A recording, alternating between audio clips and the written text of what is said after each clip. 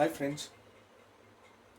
तो आज हम इंश्योरेंस या फायर इंश्योरेंस क्लेम्स का एक बहुत ही बेसिक लेवल का प्रॉब्लम, एक क्वेश्चन सॉल्व करेंगे जिसमें सिर्फ 1 साल की इन्फॉर्मेशन है।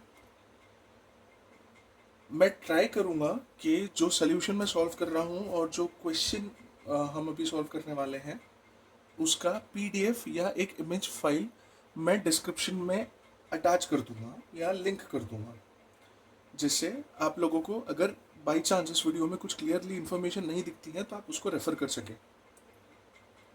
चलिए तो क्वेश्चन पढ़ना स्टार्ट करते हैं।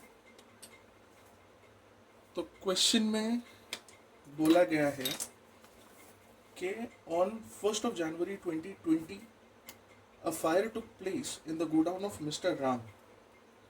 Information is available as under. अब क्योंकि हम क्वेश्चन सॉल्व करने ही वाले हैं और इन्फॉर्मेशन जो हमारे पास दी है उसका हमें यूज़ करना ही है, तो let's do it simultaneously. Okay, so okay, तो क्वेश्चन में क्या लिखा है वो पढ़ लेते हैं। On 1st of January 2022 fire took place in the godown of mister Ram. Information is available as under. तो यहाँ पे मैं कुछ रफ वर्किंग कर रहा हूँ जो हमको क्वेश्चन सॉल्व करने में मदद करेगा। इसको मैं कहता हूँ फोटो बनाना। चलो फोटो भी बना लेते हैं।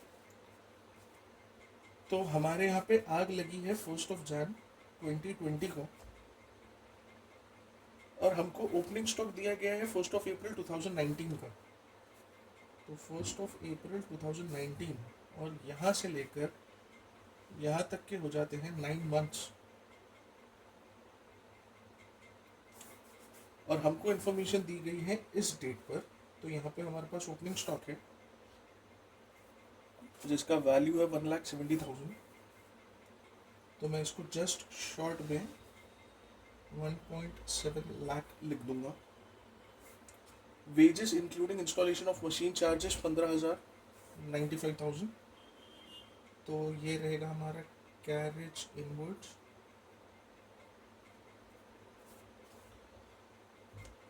$95K minus 15K। Carriage outwards है हमारा 20,000। If I am taking it correctly, oh I am so sorry, ये कैरेज इनवर्ड्स नहीं है, ये वेजेस है। फिर आएगा कैरेज इनवर्ड्स। कैरेज इनवर्ड्स है हमारा 20,000 और कैरेज आउटवर्ड्स है 10,000। तो यहाँ पे हमारा 20,000 का कैरेज इनवर्ड्स आ गया। कैरेज आउटवर्ड्स वैसे आएगा पीएनएल में, तो देखते हैं, हमको पीएनएल बनाने की ज़रूरत नहीं पड़नी चाहिए। Okay, purchases including machine 1 lakh 4 lakh. Okay, तो मेरे पास परचेजेस है 4 लाख माइनस 1 लाख। सेल्स है including credit sales of 2 lakh. Sales 6 lakh including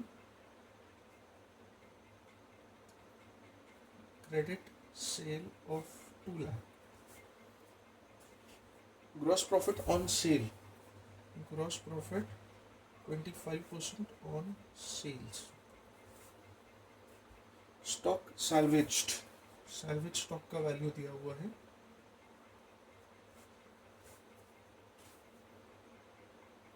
5,000। Salary का इंफॉर्मेशन दिया हुआ है but I don't think we really need to use this. Commission paid on purchases and 3% on sales. तो क्योंकि हम सब ट्रेडिंग अकाउंट बनाने वाले हैं, let's take commission at the rate 2% on purchases। और हमें पॉलिसी वैल्यू दिया गया है 1 लाख का। Now there is a hidden condition here, और एक मैंडेट है कि कह सकते हैं कि जब भी हमको पॉलिसी वैल्यू क्वेश्चन में दी रहेगी, that means average clause apply होता है in case policy value closing stock के अमाउंट से कम है तो when we'll be solving this question, then we'll come to know whether this is applicable or not. Okay. So एक बार फिर से question गो through करते हैं. Opening stock wages including machine installation charges 15,000, carriage inwards, carriage outwards, purchases, sales, gross profit, stock salvage, salary, commission paid, 2% on purchase and 3% on sales, policy value 1,00,000. Find out the amount of claims. अब यहाँ पे हमें दिया हुआ है कि हमें amount of claim find करना है. अमाउंट ऑफ क्लेम में हमको एडजस्ट करना पड़ेगा सैल्वेज वैल्यू, लेकिन उसके लिए हमको लाना पड़ेगा पहले एक कैलकुलेशन करनी पड़ेगी जिससे हमको पता चले कि इस पर्टिकुलर डेट में जिस दिन फायर अकर हुआ है उस दिन हमारे पास क्लोजिंग स्टॉक कितना था. तो उसके लिए हम एक अकाउंट बनाएंगे जिसको हम बोलेंगे memorandum trading account for the period 1/4/2019 to 31/12/2020, that is 9 months.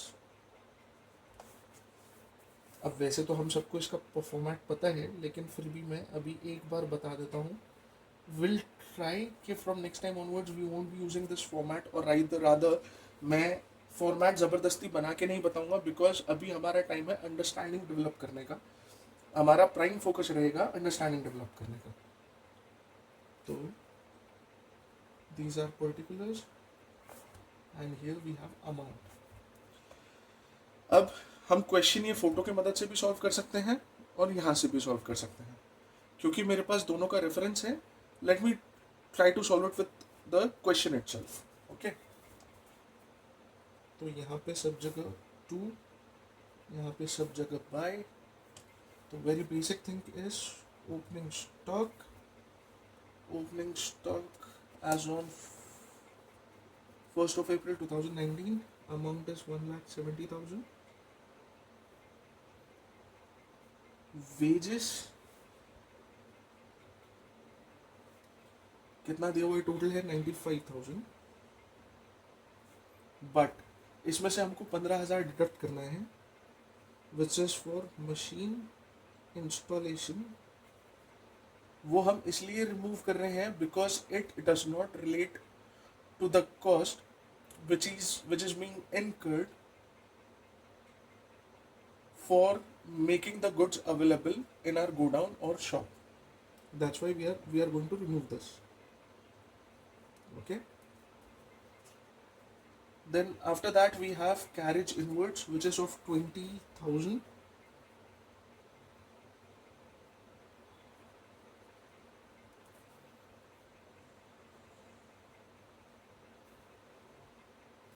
Then carriage outwards, of course we are not going to record it because अभी हम memorandum trading account बना रहे हैं. We are not going to prepare P&L account. तो carriage outwards, because since it relates to the selling expenses, it will come in the P&L account and not in the trading account. Then we need to record purchases. अब purchases में भी हमारे पास एक catch है कि purchases है हमारी total 4 lakh की, जिसमें से we need to deduct 1 lakh cost of machine. Why we are deducting it? Because it is a capital expenditure and it is not related to purchase but has been included in purchase. That's the reason we are going to remove it from there. Okay. Sales. अब sales हमारे पास total दिया हुआ है, just a second. Sales including credit sales of 2 lakh. तो यहाँ पर जो हमारे पास सेल्स है, यहाँ पे कैश भी है और क्रेडिट भी है, और क्रेडिट सेल है हमारे पास 2 लाख का, और यहाँ पे लिखा है सेल्स इंक्लूडिंग क्रेडिट सेल्स, यानी टोटल सेल्स है हमारे 6 लाख के, जिसमें से 2 लाख माइनस करेंगे तो हमारा 4 लाख जो है वो कैश सेल आ जाएगा. ओके, अब हमको दिया हुआ है gross profit percentage 25% on sale. तो यहाँ पे हम लिख लेंगे ग्रॉस प्रॉफिट 25% ऑन सेल्स. मेरा टोटल सेल्स है 6 लाख रुपए का, और इसका आधा और फिर उसका आधा, यानी 1.5 लाख रुपए का मेरा हो जाएगा ग्रॉस प्रॉफिट। ठीक है, okay. Okay, stock salvage. Salvage stock का वैल्यू हमने यहाँ पे लिख के रखा है, ये हमको काम आएगा जब हम इसके बाद लॉस ऑफ स्टॉक का कैलकुलेशन करेंगे। Commission paid 2% on purchase. अब ये जो कमीशन है, इसमें दो चीज़ें हैं कि एक है कमीशन पेड ऑन परचेज और एक है commission paid on sales. Commission paid on sales जो रहेगा वो प्रॉफिट एंड लॉस अकाउंट में आएगा, because it is related to the selling expenses और selling and distribution expense. Commission paid on purchase basically means कि हमने परचेज किया goods को, हमारे गोडाउन या हमारे स्टॉक यार्ड या हमारे शॉप तक लाने का जो भी खर्चा है वो ट्रेडिंग अकाउंट में आएगा, इसीलिए हम यहाँ पे कमीशन ऑन परचेज को रिकॉर्ड करेंगे। Commission on purchase at the rate 2%, और हमारा टोटल परचेजेस था 3 लाख का, तो 3 लाख इंटू 2%, तो 3 लाख का 2% आ जाएगा 6,000। ओके ओके, और उसके बाद दिया है पॉलिसी वैल्यू। अब मुझे इसका बैलेंस करना पड़ेगा। I actually forgot to take my calculator along with me. Give me a minute.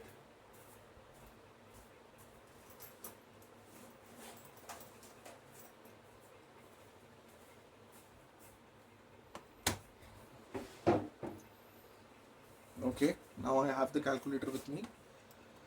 So 1,70,000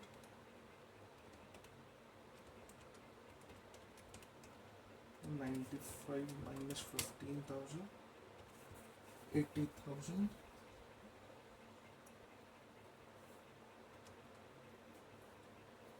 20 6,000 1.5 426।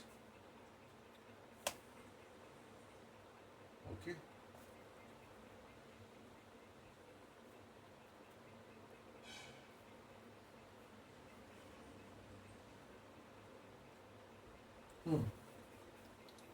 यहाँ पे 3 lakh. Okay,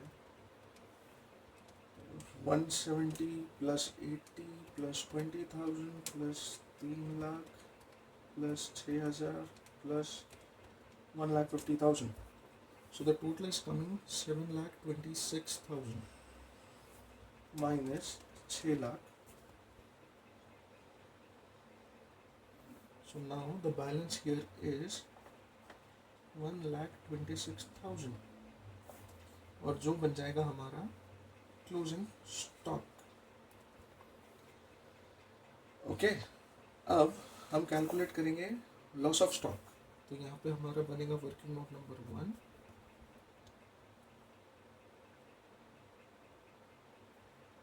loss of stock, जिसमें हम लिखेंगे क्लोजिंग स्टॉक, जो कि आया है हमारा 1,26,000 लेस सैल्वेज वैल्यू या सैल्वेज स्टॉक, जो कि था हमारा 5,000। तो इसका बैलेंस आ जाएगा 121। अब हमें यह देखना है कि क्योंकि मैंने बताया था कि अगर पॉलिसी वैल्यू क्वेश्चन में दी हुई है, that means we need to mandatorily apply average clause. Average clause ये बोलता है कि अगर हमारा क्लोजिंग स्टॉक पॉलिसी वैल्यू से ज़्यादा है, then we need to claim the insurance claim amount on pro rata basis. तो ये हो गया हमारा लॉस ऑफ स्टॉक, और इसके बाद हम कैलकुलेट करेंगे वर्किंग नोट नंबर 2, जिसको हम बोलेंगे क्लेम अमाउंट। और क्लेम अमाउंट हम ऐसे कैलकुलेट करेंगे कि हमारा पॉलिसी वैल्यू है 1 लाख का, हमारा स्टॉक है क्लोजिंग स्टॉक 1,26,000, मल्टीप्लाइड बाय हमारा लॉस ऑफ स्टॉक है 121,000। इसी को अगर मैं एक फॉर्मूले का रूप दे दूं so that you can remember it if you want, but I would really appreciate if you can apply the logics here. Okay, so 1 lakh is the policy value, 126 is the closing stock, and this 121 is the loss of stock amount. Okay, तो हम इसको calculate कर लेंगे। तो 1 lakh divided by 1,26,000 multiplied by 1,21,000, so the amount of claim is coming to 96,031.746, which can also be written as 96,031.75 rupees. Okay. अच्छा, बात रही presentation की, तो ऑफ कोर्स प्रेजेंटेशन